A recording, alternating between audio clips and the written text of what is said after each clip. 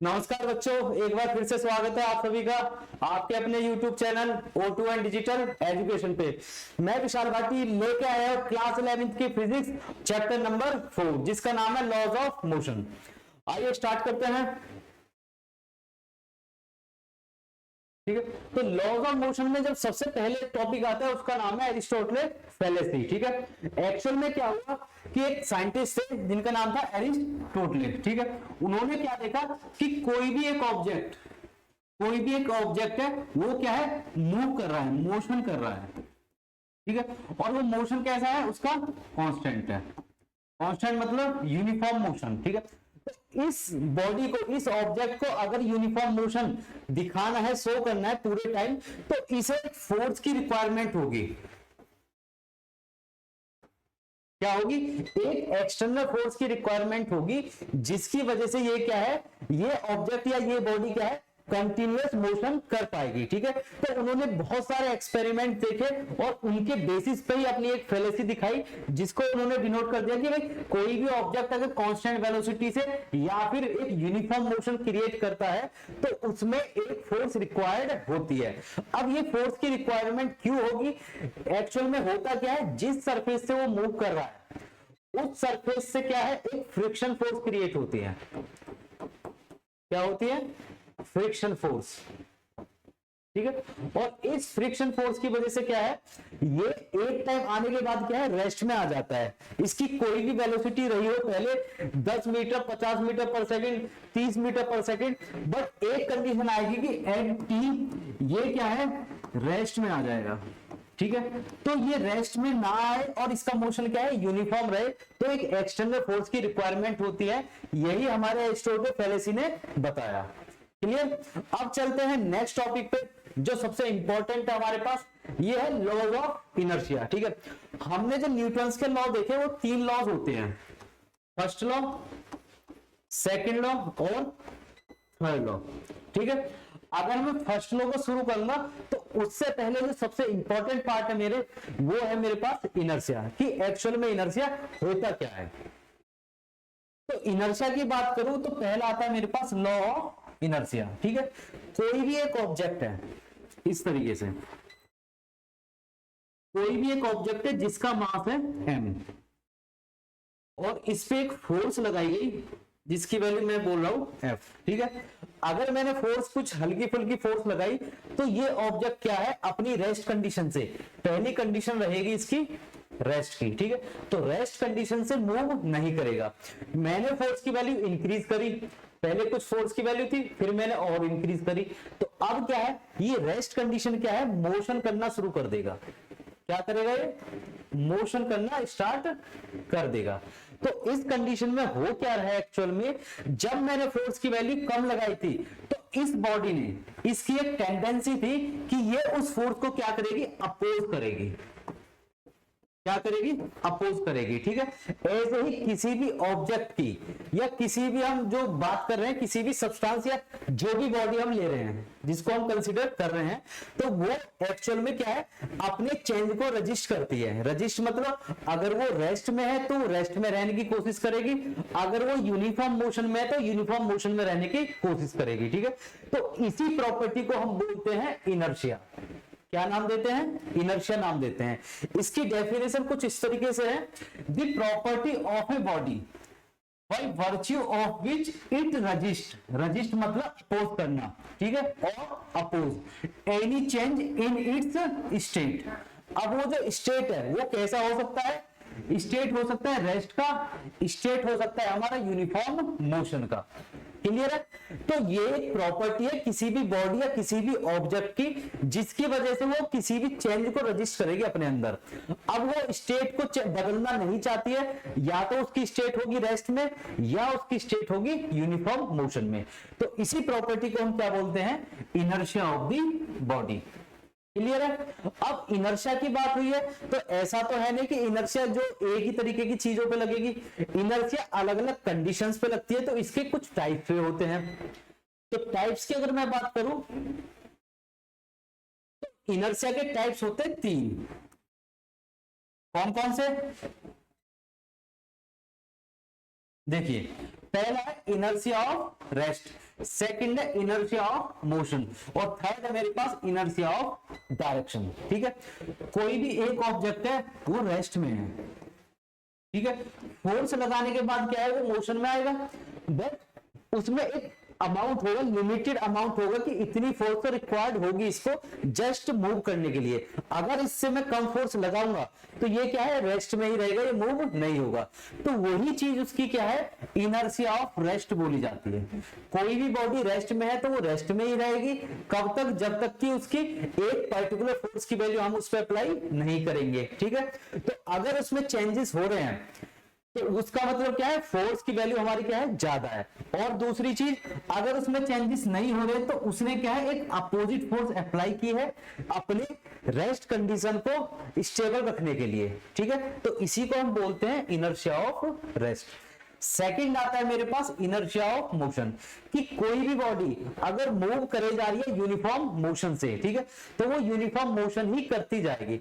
और अगर हम उसमें कोई भी एक्सटर्नल फोर्स प्रोवाइड करेंगे तो पहली चीज उसकी ये है कि वो उस फोर्स को क्या है, रिपेल करेगी, अपोज करेगी। अपनी स्टेबल कंडीशन को क्या है, स्टेबल रखने के लिए वो उसको अपोज करती रहेगी। तो इस चीज को हम बोलते हैं इनर्शिया ऑफ मोशन। क्लियर है। थर्ड आता है मेरे पास डायरेक्शन। जैसे मैंने क्या है, किसी एक ऑब्जेक्ट को ऐसे रख दिया, ये नॉर्थ डायरेक्शन है, ये साउथ डायरेक्शन है। ठीक है, अब मैं इसको क्या है, चेंज कर रहा हूं इसकी डायरेक्शन, इस तरीके से रोटेट करके। जैसे ये एक ऑब्जेक्ट है, इसको ऐसे रोटेट करके, तो मुझे क्या है, रिक्वायर्ड होगी कुछ अमाउंट ऑफ फोर्स। एक्चुअल में हो क्या रहा है, ये अपने चेंज को रजिस्ट कर रही है कि इसकी डायरेक्शन चेंज ना हो जाए, उसके लिए हमें ज्यादा से ज्यादा फोर्स लगा के इसे मूव करना पड़ रहा है। तो इसको बोलते हैं हम इनर्शिया ऑफ डायरेक्शन। क्लियर है। तो इनर्शिया तीन तरीके की होगी, inertia of rest, inertia of motion और इनर्शिया ऑफ डायरेक्शन। अब आते हैं कि इनर्शिया डिपेंड किस चीज पे करती है। तो मैं बात करूं, mass of a body is measure of inertia. तो ये एक ऑब्जेक्ट है, मैंने बोल दिया कि ये 5 kg का क्या है, एक स्टोन है। ठीक है, ये क्या है, एक स्टोन है 5 kg का। अब स्टोन की बात करो तो मैंने अगर हल्का सा भी प्रेस करा, थोड़ी सी भी इस पे फोर्स लगाई, तो ये क्या है, इधर से फोर्स लगा दी तो ये क्या है, मूव करना शुरू कर देगा। ठीक है, थोड़ी सी फोर्स के बाद ही मूव करना शुरू कर देगा। अब मैं क्या है, एक बड़े स्टोन की बात करूं जिसका वेट है 50 kg। ठीक है, इस पे मैंने उतनी ही फोर्स लगाई जितनी मैंने इस वाले स्टोन पे लगाई थी, और मैंने देखा कि ये तो अपनी कंडीशन से हला ही नहीं, रेस्ट में है तो ये रेस्ट में ही है। ठीक है, तो इतनी फोर्स से तो इसका कुछ होने वाला नहीं है, तो मुझे क्या है, ज्यादा से ज्यादा फोर्स इस पे लगानी पड़ेगी। ठीक है, जिसकी वजह से ये अपनी स्टेबल कंडीशन को चेंज कर दे। ठीक है, अपने रेस्ट वाली कंडीशन को चेंज करके मोशन में आ जाए। तो एक्चुअल में हो क्या रहा है, इसका वेट था 5 kg, मतलब कि कम वेट था, तो इसमें जो फोर्स रिक्वायर्ड थी इसकी स्टेट को चेंज करने के लिए, उसका अमाउंट क्या रहेगा, कम रहेगा। बट सेकंड कंडीशन में क्या है, इसका मास, जो वजन था इसका, वो है 50 kg। तो इसके कंपेरिजन में क्या है, ये बहुत ज्यादा है, तो इसके लिए मूव करने के लिए जो फोर्स रिक्वायर्ड होगी उसका अमाउंट भी क्या होगा, बहुत ज्यादा होगा। ठीक है, तो किसी भी ऑब्जेक्ट का इनर्शिया डिपेंड करता है उसके मास से। जैसे अगर मैं बात करूं, एक साइकिल है और एक कार है, अगर हम साइकिल में धक्का लगाए तो साइकिल क्या है, आसानी से थोड़ी फोर्स में क्या है, मूव करना शुरू कर देगी। अगर हम उसी चीज को देख के उतनी फोर्स को लेके कार में धक्का लगाना शुरू कर दे, तो कार क्या है, उतनी फोर्स से वो हलेगी ही नहीं। ठीक है, हमें क्या है, 2-2 3-3 जने मिलके उनको धक्का लगा के कार को मूव कराना पड़ता है। ठीक है, तो ये क्या है कि मास ही डिपेंड कर रहा है कि उसका कितना इनर्शिया होगा। क्लियर। नेक्स्ट चलते हैं, अब स्टार्ट करते हैं Newton's first law of motion. ठीक है, फर्स्ट लॉ की बात हो रही है, तो इसमें क्या है, हमारा कोई भी ऑब्जेक्ट, ये हो गया हमारा कोई ऑब्जेक्ट, ठीक है, ये क्या है, रेस्ट में है, तो ये रेस्ट में ही रहेगा।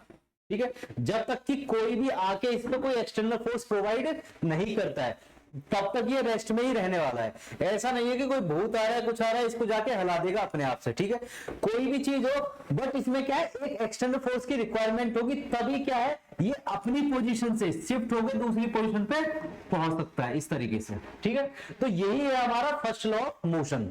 अब दूसरी चीज, अगर कोई बॉडी मूव कर रही है यूनिफॉर्मली, ठीक है, कांस्टेंट स्पीड से, तो वो कांस्टेंट स्पीड से ही मूव करती जाएगी। मान लो 20 किलोमीटर पर आवर की स्पीड से बॉल ट्रेवल करती हुई जा रही है एक डायरेक्शन में, तो ये 20 की स्पीड से ही जाती रहेगी जब तक कि कोई इस पे एक्सटर्नल फोर्स प्रोवाइड नहीं करेगा। ठीक है, तो अगर कोई रेस्ट में है या अगर कोई यूनिफॉर्म मोशन में है तो वो अपनी उसी स्टेट में रहने वाले हैं अगर कोई भी एक्सटर्नल फोर्स उस पर प्रोवाइड नहीं होता है। ठीक है, तो इसको अगर डिफाइन करना है मुझे Newton's first law of motion को, तो किस तरीके से करेंगे?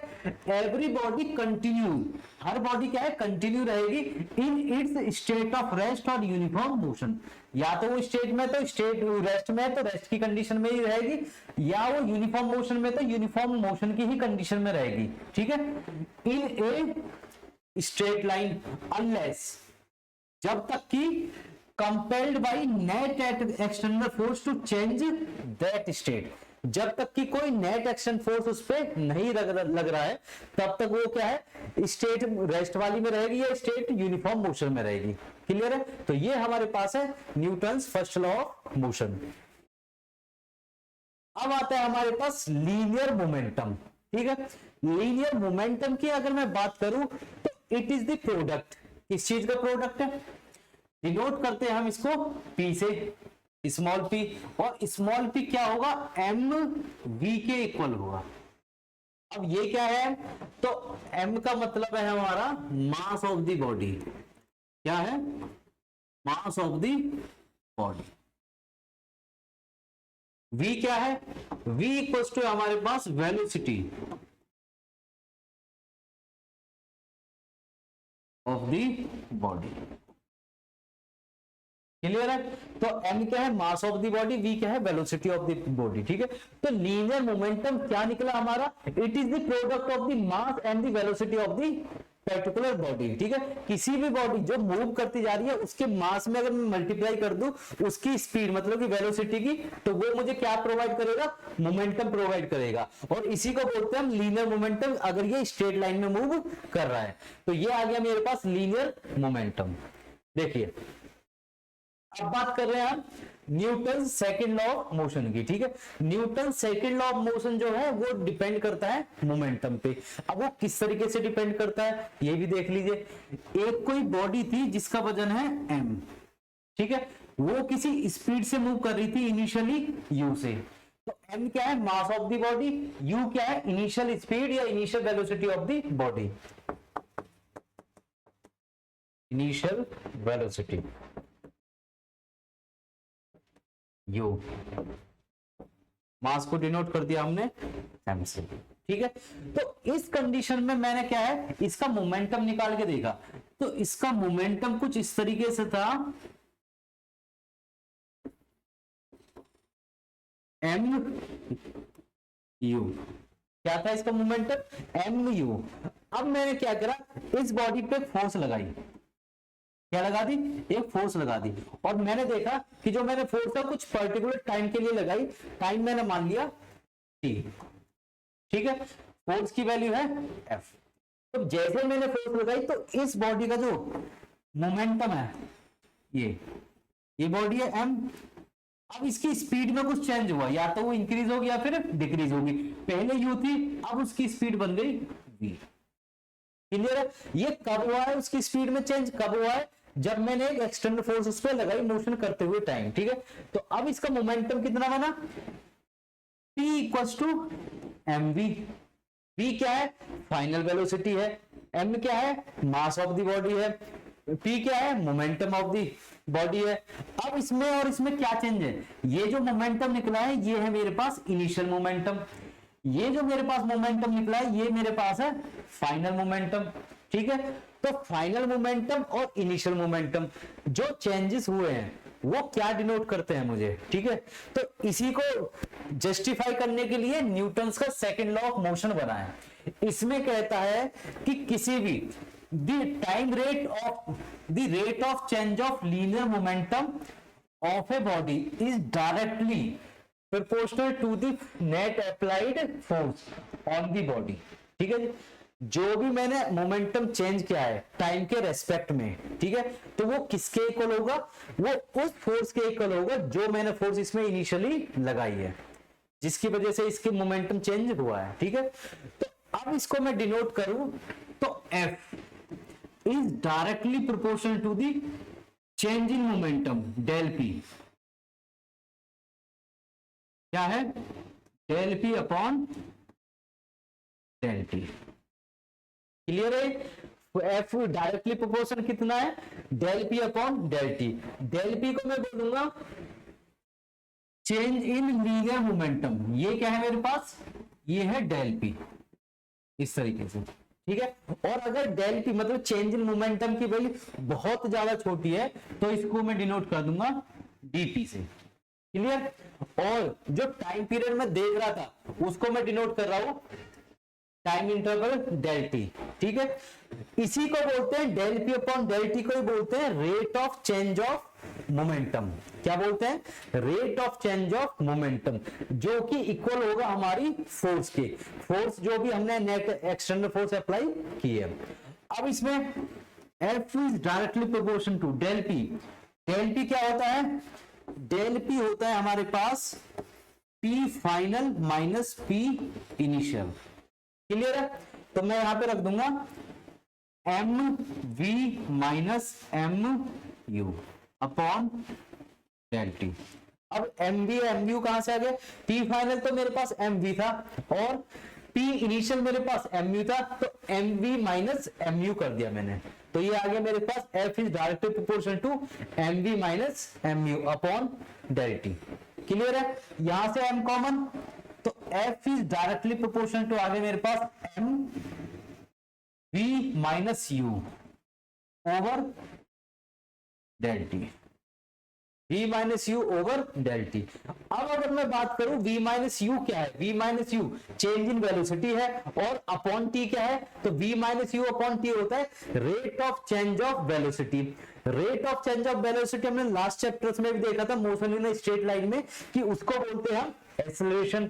तो हमारे पास v minus u upon del t equal to आ गया ए। क्लियर है? v minus u upon del t equal to किसके आ गया? ए के इक्वल आ गया। तो ये जो फॉर्मूला है मेरे पास सीधा सीधा बन गया F is directly proportional to M a. Clear है? F is directly proportional to M A. तो ये मेरे पास ड्राइव हुआ है Newton second law of motion से। क्लियर? अब आगे देखिए, F is directly proportional to M a आ गया। अगर मैं इस साइन को हटाऊंगा तो कुछ कांस्टेंट यूज होगा यहां पे, तो F इक्वल्स टू के एम ए। ये आ गया मेरे पास वैल्यू F इक्वल्स टू के एम ए। और अगर मैं SI यूनिट से ले रहा हूं तो K की वैल्यू मुझे क्या लेनी है? 1 लेनी है। ठीक है, तो फॉर्मूला सीधा सीधा बन जाएगा मेरे पास F equals to M A. ये आ गया F equals to M A. तो F equals to M A का मतलब क्या है? जो फोर्स है वो किसके इक्वल होगी? मास और एक्सेलरेशन के प्रोडक्ट के इक्वल होगी। ठीक है, यहाँ पे एक्सेलरेशन क्या है? एक वेक्टर क्वांटिटी है और फोर्स क्या है? ये भी एक वेक्टर क्वांटिटी है। ये सब क्लियर है? अब चलते हैं फोर्स की यूनिट्स पे। यूनिट्स ऑफ फोर्स की बात करूं तो दो तरीके की होती है। एक होती है एब्सोल्यूट यूनिट ऑफ फोर्स, दूसरी होती है ग्रेविटेशनल यूनिट ऑफ फोर्स। ठीक है, अब इनमें डिफरेंस क्या होता है? जैसे अगर मैं बात करूं F equals to M A, तो यहां पे सीधा सीधा आ जाता है मेरे यूनिट न्यूटन। ये क्या है? SI यूनिट है, इसको मैं डिनोट करता हूं सिंपल N से। ठीक है, तो F equals to M A, newton इसकी यूनिट होगी SI यूनिट, और इसी को मैं बोलता हूं absolute unit of force. Clear है? सेकंड बात करता हूं ग्रेविटेशन यूनिट ऑफ फोर्स। तो इसमें एक्चुअल में हो क्या रहा है ग्रेविटेशनल में कि जो भी फोर्स अर्थ ने अप्लाई की है 1 kg ऑफ ऑब्जेक्ट पे, जो फोर्स अप्लाई करी गई है किसके द्वारा? अर्थ के द्वारा on any object which has 1 kg मास, उसको ही बोलता हूं मैं ग्रेविटेशन फोर्स। और इसकी जो यूनिट होगी ये हमारी नापी जाती है kgf में। इसमें kgf का मतलब होता है किलोग्राम फोर्स। क्या होता है? Kilogram force. तो एसआई यूनिट क्या है? न्यूटन, जो किसके द्वारा बनाई गई है? किसी भी एम बॉडी का मास है और उसमें एक्सेलरेशन हमारा ए, ठीक है। तो उन दोनों के प्रोडक्ट्स के वजह से जो फोर्स बनी है उसको बोलेंगे हम एब्सोल्यूट फोर्स। और जो अर्थ ने किसी भी बॉडी पे फोर्स लगाई है उसको क्या बोलूंगा मैं? Gravitation force. तो उसकी यूनिट क्या बनी मेरे पास?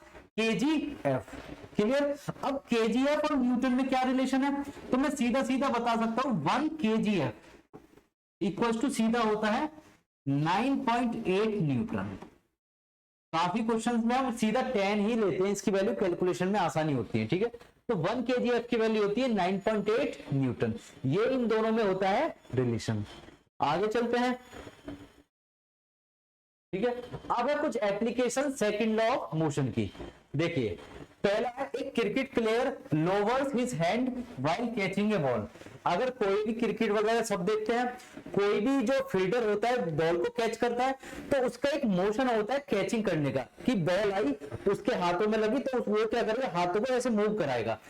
काफी टाइम कंज्यूम करने के लिए क्या है? वो मूव कराएगा। तो उसे मूव कराने से हो क्या रहा है?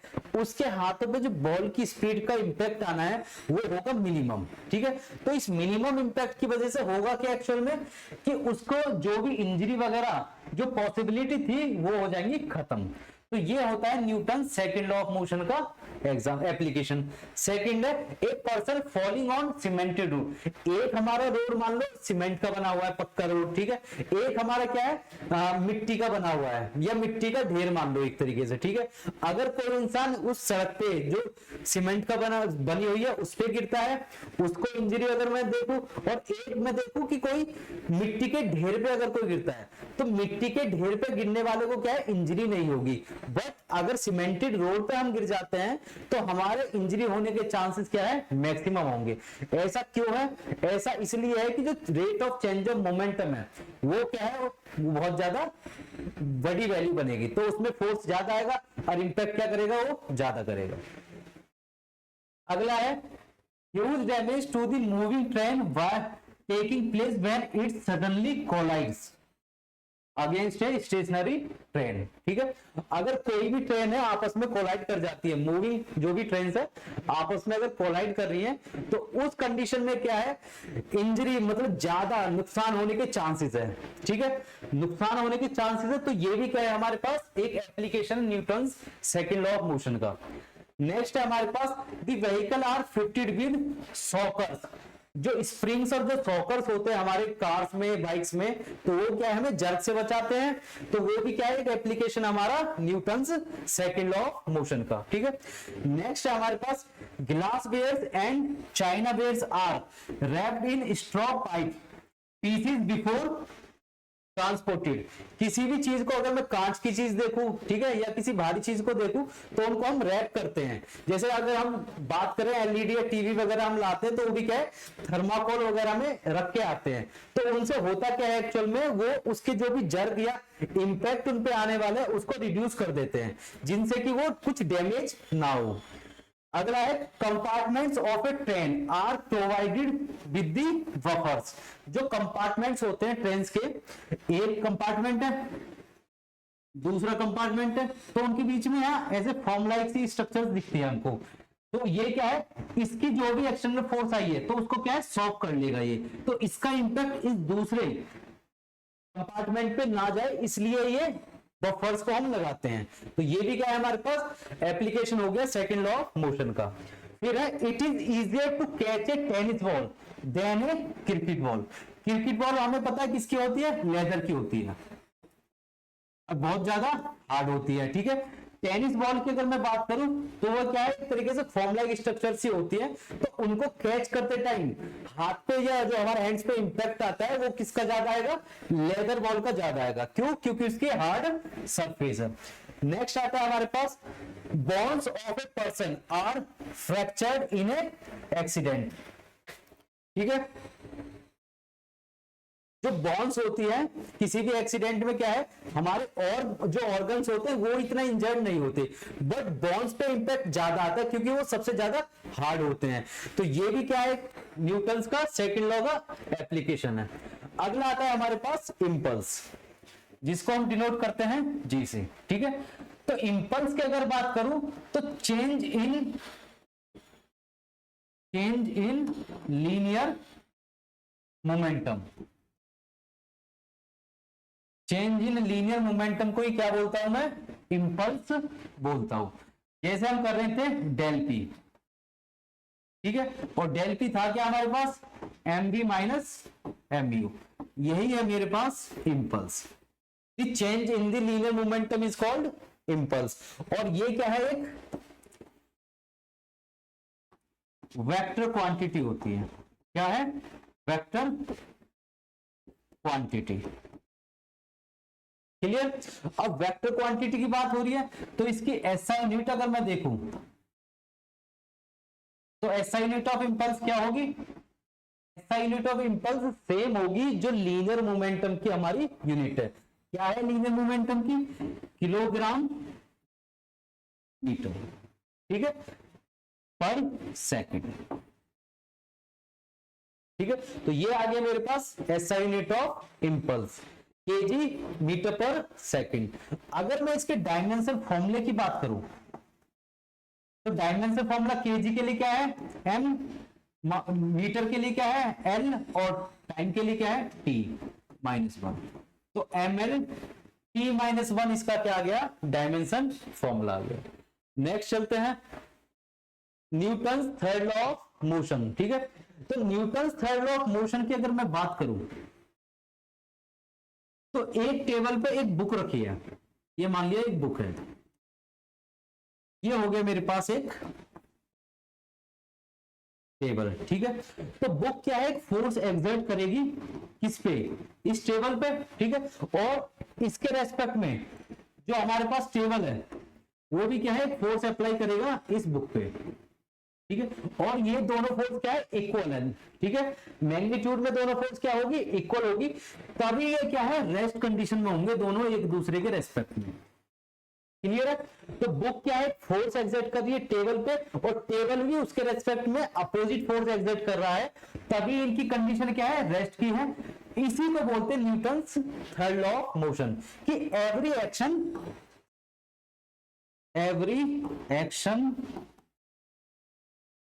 has equal and opposite reaction.